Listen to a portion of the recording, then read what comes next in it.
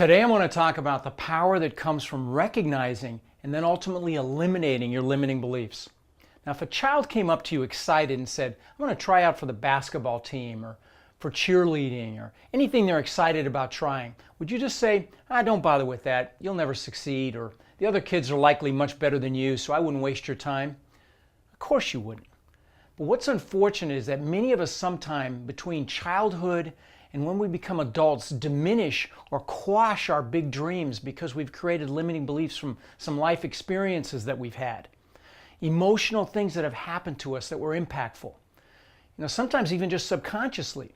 But they caused fears or negative belief systems that don't serve us. Now what's sad is many people accept these limiting beliefs to the point where they become their truths.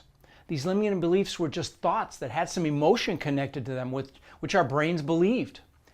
Maybe you've heard me tell the story about when I first moved to this country. How I couldn't speak English and I had to go to school and I was regularly chased home by the bullies. And then my mom, bless her heart, being the strong, proud Dutch woman that she was, thought she was helping me by making me wear wooden shoes and these goofy leather shorts the Germans and Dutch called lederhosen to school for show and tell, which of course was like crack cocaine for the bullies. And then these bullies would chase me home, and my mom, bless her heart, would chase them off with her fly swatter, which you can imagine didn't help either. I once got punched so hard I thought my jaw was broken, and because I didn't have a strong father figure, I hadn't learned how to fight back until much later on in life. Then fast forward a couple years, and one day I was 9 years old, and I thought I was in love with this adorable girl named Carolyn with beautiful black curly hair. And now she must have found out I liked her because I'm out on the playground one day and I see Carolyn with some of her friends coming over to talk to me.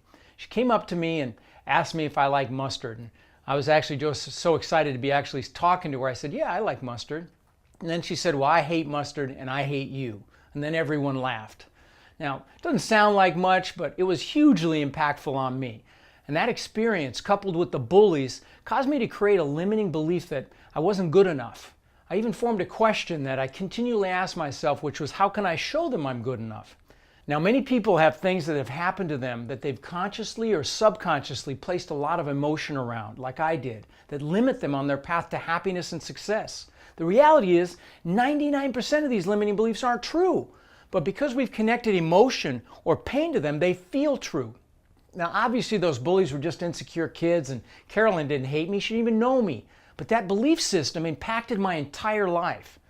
Now, luckily, I've replaced that limiting belief with a much more empowering one.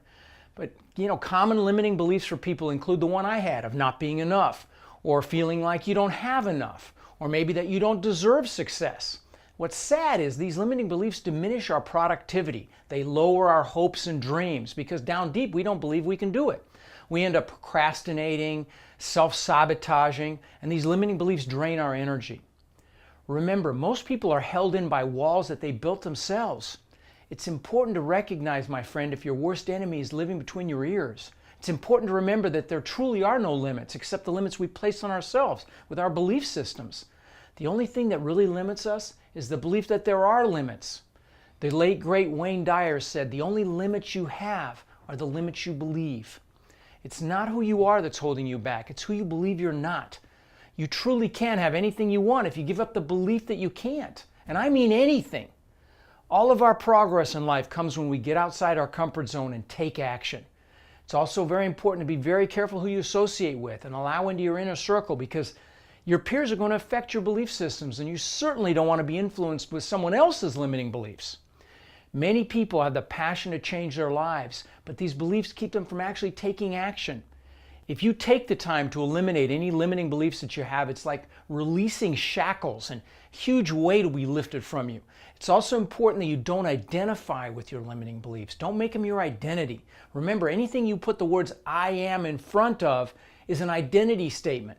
And so be very careful what you use. If you have any limiting beliefs, my friend, it's time. It's time to eliminate them. Now, the key to getting past limiting beliefs is first recognizing that they're there, and then replacing them with positive thoughts, images, and other beliefs. Question everything and take massive action. If you focus on taking action, it diminishes the fear in the limiting belief. Just do it, like Nike says. Also, remember, in our lives, we live what we tolerate. So no longer tolerate excuses, fear or your limiting beliefs. Shine a spotlight on these childhood beliefs that have no basis in fact. Bring them into the light. Allow your rational adult mind to destroy them and replace them with positive images. It's time to throw off the shackles, let go of your limiting beliefs, and live the life you deserve. I'm going to end this clip with Marianne Williamson's famous quote. Our deepest fear is not that we're inadequate. Our deepest fear is that we are powerful beyond measure. It's our light, not our darkness, that frightens us. We ask ourselves, who am I to be brilliant, gorgeous, talented, and fabulous? Actually, who are you not to be? Your playing small doesn't serve the world. There's nothing enlightened about shrinking so that other people will not feel insecure around you. It's not just in some of us, it's in everyone. And as we let our light shine, we unconsciously give others permission to do the same. As we're liberated from our own fear, our presence automatically liberates others. This is Rod Khleif wishing you incredible passion and massive success in your business and in your life.